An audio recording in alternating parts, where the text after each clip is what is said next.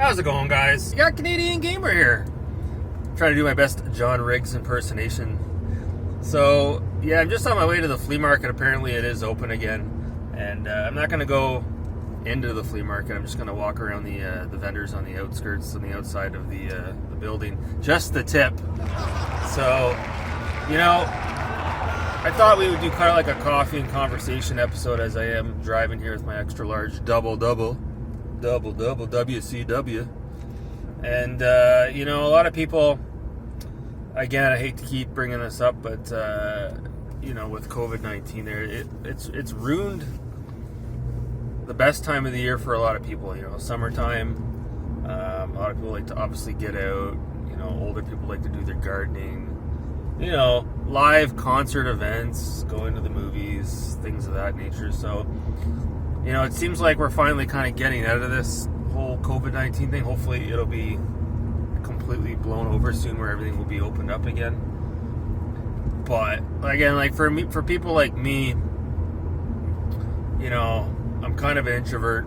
You know, I don't really go to the malls to begin with, and I don't really go to the movie theaters. And I'm sure if I had a significant other, I'd probably be doing more of that stuff. But right now, things are a little bit more low-key. I'm concentrating on my new career, but there's a lot of people out there that are going absolutely stir crazy. It's funny, I was watching a video last night. RX Muscle is the name of the channel. Dave Palumbo. I know bodybuilding has nothing to do with gaming, but he was talking about how you know, some bodybuilders need help coping with depression or whatnot. During a time like this, you can't go to the gym, you can't work out.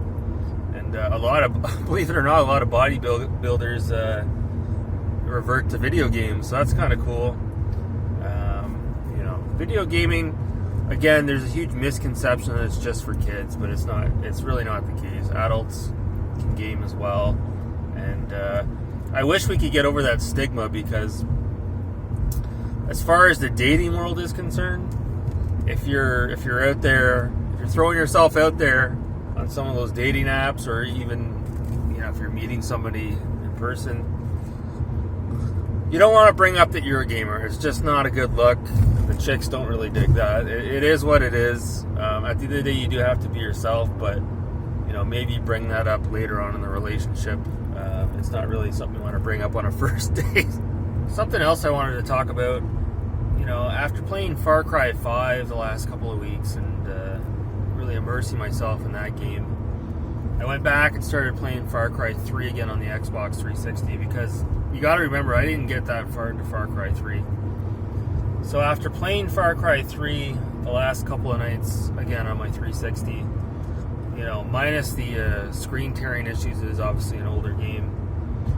I do definitely see why people think Far Cry 3 is the best Far Cry game out of the bunch. Now, I've only played Far Cry 3, 4, and 5, and Predator Instincts, which was on the original Xbox.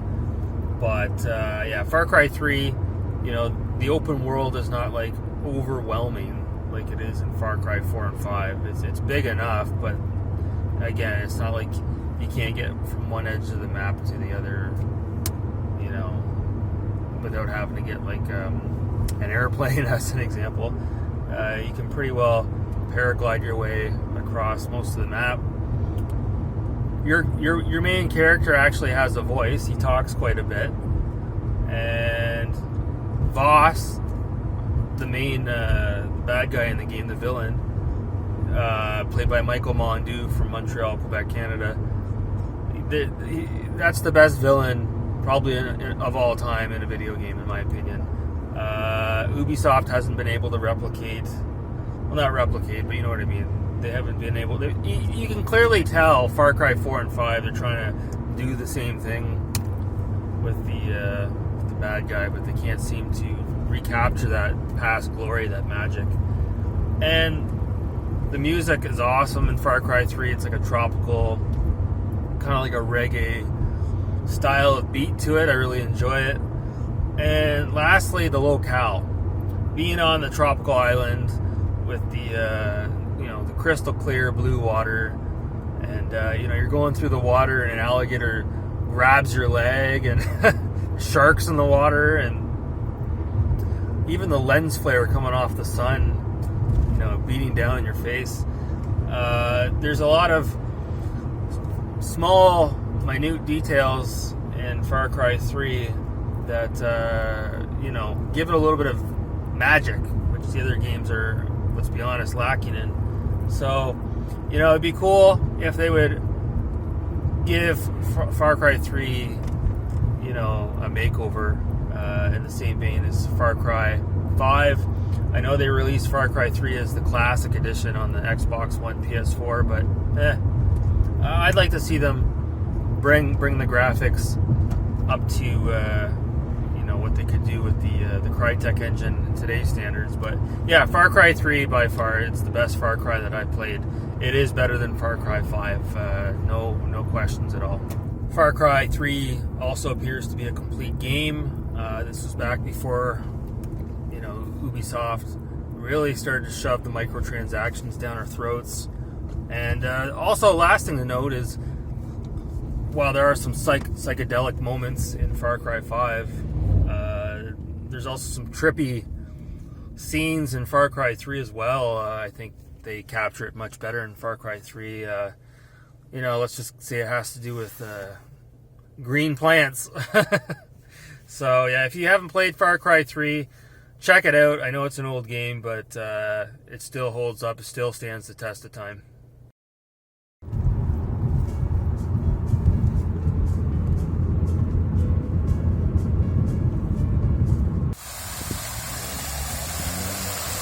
Oh yeah. Just a beautiful day out there today.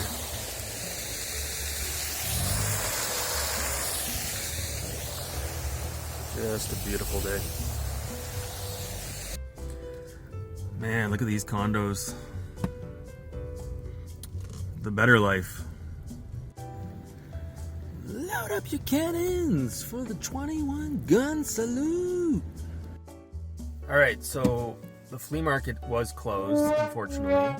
So no dice there. And then I drove around for a bit, maybe see if someone was doing a yard sale, but nothing. So just brutal up here in Canada. I know down in the States, at least in Baltimore, my buddy there, Baltimore Retro Gaming, his flea market is open. So I saw on online on Kijiji, it's like Canadian's version of Craigslist, somebody was selling 60 Xbox 360 games for like $38. That's not a bad deal. A few other things I want to talk about here, and then we'll wrap this video up. Not necessarily gaming related, but there's somebody in the gaming community, I'm not going to mention names, it's besides the point, but the person is like a huge fan of this musician, this rapper named Tekashi 69, if I'm not mistaken. I think that's how you pronounce the guy's name. And this YouTuber, he's got like, I guess, vinyl records or some artwork on his wall representing Tekashi or some of Tekashi's work. So the issue with that is, and I had to go on to Wikipedia and do a little bit of research on it, but Tekashi 69, he's highly controversial. He's about 24, 25 years old, and he has a huge criminal record. Like, he has criminal misconduct with an underage female, 13 years of age. Apparently he did some sort of a music video or something, and there's lewd acts involving a minor. So he's on the registry. He's in a lot of trouble, and he choked somebody out. He's got various assault charges. He's been questioned in a murder of another rapper, and just a huge rap sheet, no pun intended. So I guess my question to you guys is, if you were a fan of somebody, can you excuse everything else going on in their personal life and draw a line in the sand and be like, no, I'm just a fan of their music, or they're an actor, I'm a huge fan of their movies, and I don't care about their personal life? Are you able to do that? Because see, the way I was looking at it was, if someone's involved with, you know, sexual misconduct, especially with a minor, I for damn sure don't want any of that person's shit in my household. Fuck that. That's a bad representation on who I am as a person. So, but then I had to look at it a bit further on this, and well, okay, Mike Tyson, awesome boxer, huge fan of his fights from back in the day. Still watch his fights on YouTube from time to time. But he did rape a woman. So, I mean, that's no better than this Tekashi guy. But, I mean, do I have a picture of Mike Tyson hanging on my wall in my kitchen? Absolutely not. So, yeah, I don't know. If, like I said, if you go on Wikipedia and you read this Tekashi 6ix9ine, his rap sheet, and, you know, what's going on with this guy, especially the incident involving a minor, that's, like I said, I wouldn't want to have any of his shit in my household, that's for sure. It's not good.